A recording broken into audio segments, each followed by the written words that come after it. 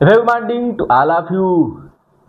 जैसा कि आप सभी जानते हैं कि इस समय हम रीजनिंग क्लासेस पढ़ रहे हैं और ये रीजनिंग की क्लासेस जो मैं पढ़ा रहा हूँ प्रतियोगी परीक्षाओं में आपके हमेशा जो है क्वेश्चन इसके आते रहते हैं, पूछे जाते हैं।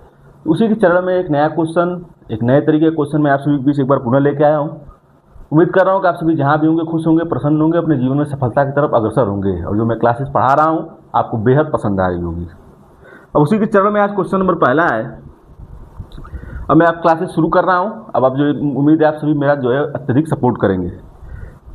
लिखा है 30 + 80 = 36। तो बोल रहा है 31 + 34 बराबर क्या होगा। देखिए यहाँ लिख रहा है 30 + 80 = 36। तो पहले हमको इसको सॉल्व करना पड़ेगा कि 30 + 80 जोड़ने पर 36 होगा नहीं। तो कह रहा है कैसे 36 आएगा, यहाँ 36 कैसे आया है ये पूछ रहा है।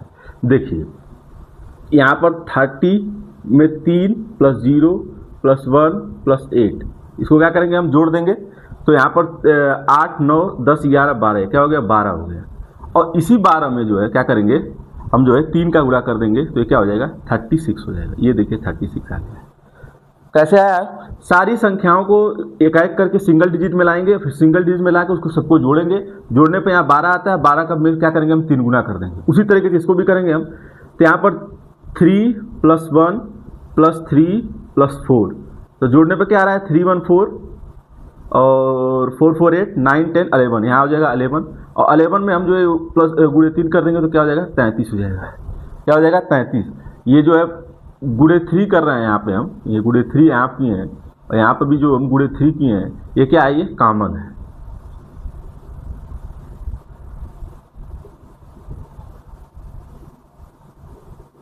ये जो है क्या है, कॉमन है, कॉमन संख्या है कि मैंने गुणे 3 किए, फिर यहाँ गुणे 3 किए, सब क्या है। और इसमें भी जैसे हमने गुणे 3 करके 36 लाया तो उससे गुणे 3 करके हमने जो है यहाँ पर क्या लिया 33 ला दिया। तो इसका मतलब यहाँ पर मान जो क्या हो जाएगा, यहाँ क्या लिखा जाएगा 33। आपका क्या हो जाएगा आंसर जो है आपका 33 जो है आपका आंसर हो जाएगा। ये पहला क्वेश्चन था। अगला क्वेश्चन देख लीजिए। लगातार मैं आप सभी के बीच क्वेश्चन लेके आ रहा हूँ और उम्मीद कर रहा हूँ कि आपको बेहद क्लासेस पसंद आ रही होंगी। क्वेश्चन नंबर सेकंड अब देख लीजिए। सेकंड क्वेश्चन क्या दिया है, सेकंड क्वेश्चन दिया है CAB = 3 1 2। ये तो बहुत आसान है। तो उसे बोला है कि MBD बराबर क्या होगा। ये आसान है। यहाँ पर 3 का मान जो है वो 3 का है, तो प्लेस वैल्यू C का प्लेस वैल्यू 3 होती है, A की प्लेस वैल्यू 1 होती है और B की प्लस वैल्यू क्या होती है 2 होती है। उसी तरीके से M की हमको प्लस वैल्यू मालूम होना चाहिए। तो M की प्लस वैल्यू क्या होती है, आप सभी जानते हैं कि M की प्लस वैल्यू क्या होती है 13। B की प्लस वैल्यू यहाँ दिया ही था 2 होती है और D की प्लस वैल्यू क्या होती है 4 होती है। तो यहाँ पर क्या हो जाएगा 1324। 1324 यहाँ पर क्या हो जाएगा आंसर हो जाएगा। ये मतलब M की प्लस वैल्यू लिखना है, फिर B की प्लस वैल्यू लिखना है, फिर D की प्लस वैल्यू लिखना है। आंसर क्या आ जाएगा 1324। उस तरीके जैसे यहाँ पर C की प्लस वैल्यू, A की प्लस वैल्यू, B की प्लस वैल्यू लिखे तो यहाँ पर क्या आ गया 3 1 2 आ गया। ऐसे सवाल भी आप सभी के आते रहते हैं, प्लस की सीधे जो है प्लस वैल्यू लिख देता है और आपको सॉल्व करना पड़ता है। अब क्वेश्चन नंबर थर्ड देखिए। लिखा है 4 5 6 = 15। लिखा है 4 5 6 = 15। तो बोल रहा है 7 8 9 बराबर क्या होगा। यहाँ पूछ रहा है कि 7 8 9 बराबर हम क्या करेंगे। तो अब इसको सॉल्व करना पड़ेगा हमको। तो देखिए यहाँ 4 + 5 + 6, 6 5 11, 11 4 15, यहाँ पर क्या आ गया 15 आ गया। उस तरीके से हमको 7 + 8 + 9 जोड़ना पड़ेगा। तो 8 7 15 16 17 18 19 20 21 22 23 24, तो यहाँ क्या आ जाएगा 24 आ जाएगा। या क्या फिलअप होगा 24। आपका आंसर क्या आ जाएगा 24। आपका जो है वो आंसर हो जाएगा। क्या किया हमने, सारी प्लस वैल्यू को हमने क्या किया जोड़ दिया, जोड़ के जो है इसको यहाँ 24 लिख दिया। सारी प्लस वैल्यू जोड़ के यहाँ पर क्या लिख दिया हमने 15 लिख दिया। तीसरा सवाल था। अब चौथा सवाल है 4 नंबर सवाल क्या दिया है। 4 नंबर सवाल दिया है 3 2 6 5 बराबर कह रहा है कि 4 3 7 6 होता है। तो बोल रहा है कि 4 6 7 3 बराबर क्या होगा, ये बोल रहा है। अब देखिए यहाँ पर ये सबसे ये भी आसान है, यहाँ पर क्या किया +1 कर दिया है, फिर यहाँ पे क्या किया +1 कर दिया है, फिर यहाँ पे भी क्या किया है +1 कर दिया है, और फिर यहाँ पे भी क्या किया है +1 कर दिया है। तो सारा तो हम भी +1 करेंगे, तो 4 में +1 करेंगे तो क्या हो जाएगा 5 हो जाएगा, 6 में +1 करेंगे क्या हो जाएगा 7 हो जाएगा, 7 में +1 करेंगे क्या हो जाएगा 8 हो जाएगा, 3 में +1 करेंगे तो क्या हो जाएगा 4 हो जाएगा। मतलब सब में क्या करना है हमको +1 करना है, +1 करेंगे तो हमारा क्या हो जाएगा आंसर जो है आपका आ जाएगा। मतलब इसमें 4 में +1 5, 6 में +1 7, 7 में +1 8, 3 में +1 4, जैसे यहाँ पर 3 में +1 4, 2 में +1 3, 6 में +1 7, 5 में +1 6, तो यहाँ पर क्या आ जाएगा आंसर आपका 5 7 8 4। सब में क्या करना था +1 करना था, +1 करके जो है हमको जो है क्या करना था उसका मान जो है वो निकाल लेना था।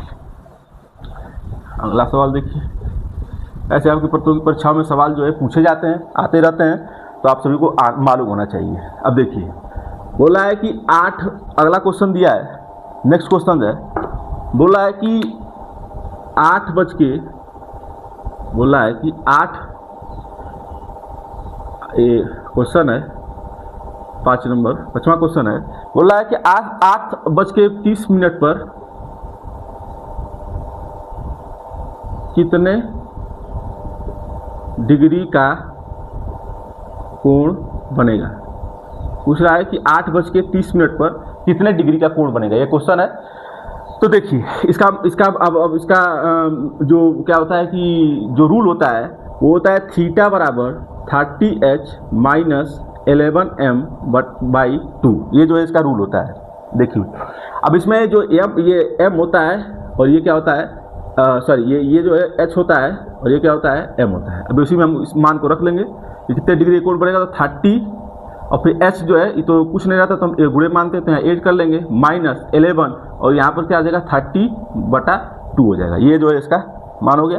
अब 2 से हम क्या करेंगे काट देंगे तो कितना आता है 15 आता है, और यहाँ पर भी गुणा कर लेंगे तो यहाँ इसका गुणा करेंगे तो क्या आता है 240 आ जाएगा, माइनस इसका गुणा करेंगे तो क्या कितना आ जाएगा 165, और फिर इसको क्या करेंगे माइनस कर देंगे तो कितना आ जाएगा 75 डिग्री का कोण जो है वो बनेगा।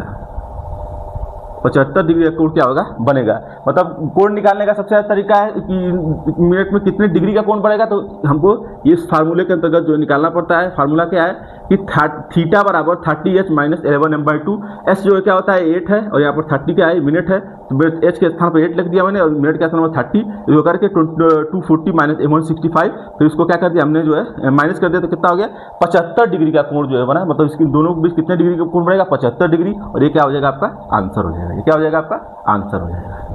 ये 5वां सवाल था। ऐसे सवाल आपके प्रतियोगी परीक्षाओं में पूछे जाते हैं, और अगर जितना अधिक से अधिक आप ये सवाल लगाएंगे उतना आपको जो है वो आएगा। अब 6ठा सवाल है, इस कथन निष्कर्ष का सवाल है, आप लगाए भी हैं। लिखा है कि लिख रहा है कि कुछ दूध पनीर है, कुछ दूध पनीर है, और फिर लिखा है कि सभी पनीर करी है। सभी पनीर क्या है करी है। ये जो है क्या है कथन है, क्या है कथन। इसका निष्कर्ष क्या हो जाएगा, निष्कर्ष क्या हो जाएगा, निष्कर्ष हो जाएगा कुछ करी दूध है। ये निष्कर्ष है कुछ करी दूध है, और यहाँ पर है कुछ पनीर दूध है। क्या हो जाएगा कुछ पनीर दूध है। ये ऐसा सवाल है। तो इसको आप जानते हैं गोला से हम बना के सॉल्व करते हैं। तो यहाँ पर कुछ ऐसे गोला बनाएंगे, लिखेंगे कुछ दूध, तो कुछ मिल्क जो है क्या हो जाएगा यहाँ पर जो है वो पनीर हो जाएगा। कुछ मिल्क पनीर होगा, पी से पनीर हो गया, एम से मिल्क हो गया।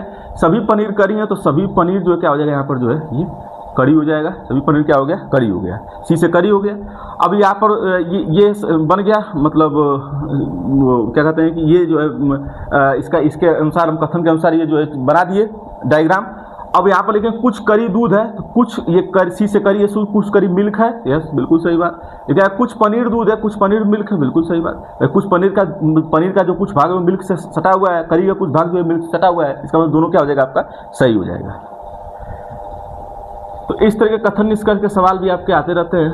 तो आप ऐसे बना के डायग्राम बना के इसको सॉल्व किया जाता है। जैसे मैंने डायग्राम बनाया वैसे डायग्राम बना के क्या करेंगे आप सॉल्व कर देंगे। अगला सवाल है 7 नंबर सवाल है। 7 नंबर सवाल क्या दिया है, लिखा है कि पेपर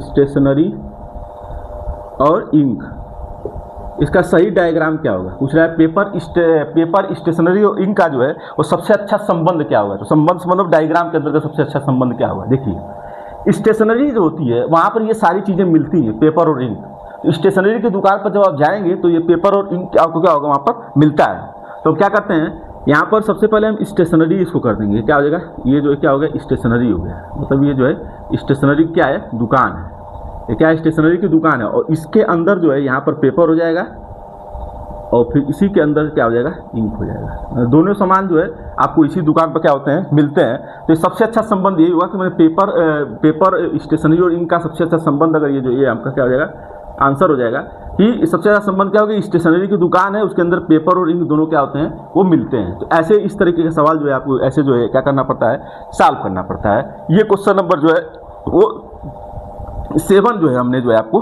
बता दिया कि कुछ स्टेशनरी क्या है जो है वो स्टेशनरी के अंदर ये पेपर और इंक जो है वो स्टेशनरी की दुकान पर जाएंगे तो आपको पेपर और इंक वहीं पर क्या होगा, मिल जाएगा। सबसे अच्छा डायग्राम से क्या होगा कि पेपर के अंदर जो ये दोनों चीज़ें जो है वो मिलती हैं। तो ये सारे सवाल थे आज, जो 7 सवाल मैंने आपको समझाए। उम्मीद कर रहा हूँ कि आपको ये जो रीजनिंग क्लासेस जो समझा रहा हूँ बेहद पसंद आ रही होंगी और अधिक से अधिक लोगों तक जो है और इस रीजनिंग क्लासेस को जो है आप जो है शेयर करेंगे, अपने भी देखेंगे और अधिक से अधिक लोगों तक जो है इस क्लास को जो है वो लाइक करेंगे। इसी उम्मीद के साथ कि आपको ये सवाल जो मैं पढ़ाया हूँ बेहद पसंद आए होंगे और आप सभी जो है अधिक से अधिक लोगों तक इस वीडियो को जो है वो शेयर करेंगे। संडे स्पेशल क्लासेस के लिए मेरे चैनल को लाइक करें, फॉलो करें, सब्सक्राइब करें तथा अधिक लोगों को मेरे चैनल पर बताए देकर जागरूक करें। और मैं उम्मीद करता हूं कि आप सभी अधिक से अधिक क्लासों जो मैं क्लासेस करा रहा हूं उसको आप शेयर करेंगे, अपने भी लाइक करेंगे और अधिक से लोगों तक अपने मेरे क्लासेस को शेयर करेंगे। मैं अपनी वाणी को विराम देता हूं और अधिक से अधिक इस वीडियो पर कमेंट भी करें, positive comment. Thanks to all of you.